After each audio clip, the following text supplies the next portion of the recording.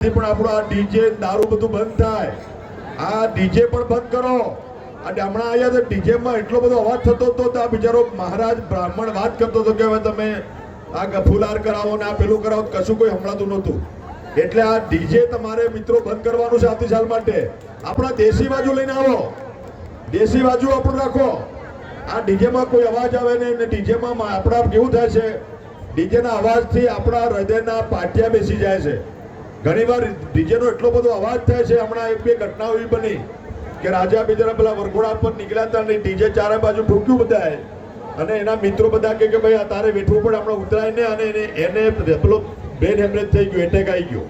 એટલે એનો જે તરંગો છે અવાજના, એનો અવાજના તરંગો આપણા હૃદય સુધી પહોંચે છે. એટલે ડીજે નુકસાનકારક છે.